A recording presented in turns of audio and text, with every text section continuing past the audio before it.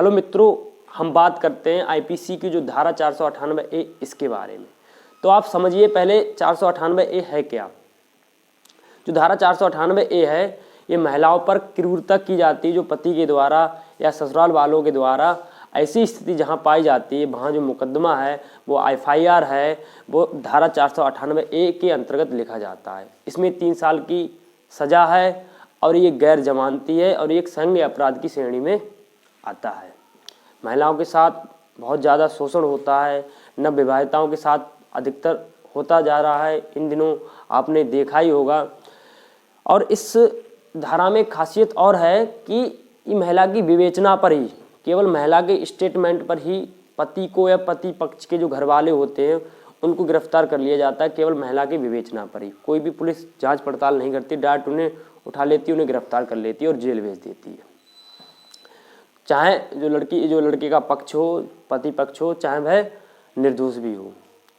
आए दिनों मसले ऐसे बहुत हो रहे हैं जो पति पत्नियों में लड़ाई हो रही है। अब आज की अगर वर्तमान की स्थिति देखी जाए तो इसका दुरुपयोग भी किया जा रहा है। महिलाएं इसका दुरुपयोग बहुत कर रही हैं। अगर लड़ाई हो जाती है थोड़ी बहुत तो एक दूसरे से पत्नी अब डरती नहीं है और पति को धमकाती हैं कि मैं तुम्हें सबक सिखाऊंगी, ये है। तो इसका दुरुपयोग किया जा रहा है। इसी दुरुपयोग देखते हुए सुप्रीम कोर्ट ने 2005 में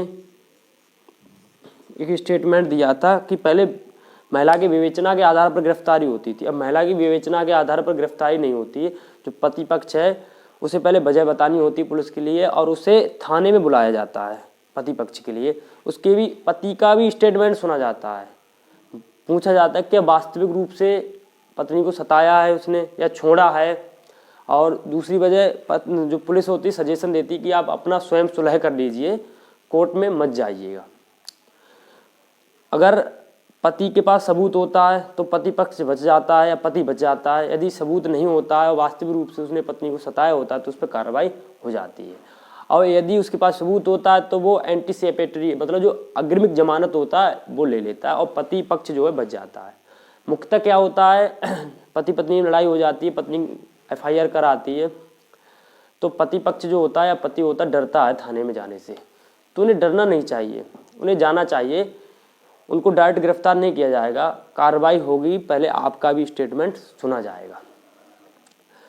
तो आपका क्लियर हुआ होगा ये बात कि धारा 498A है क्या, आपको समझ में आई होगी बहुत अच्छी तरीके से।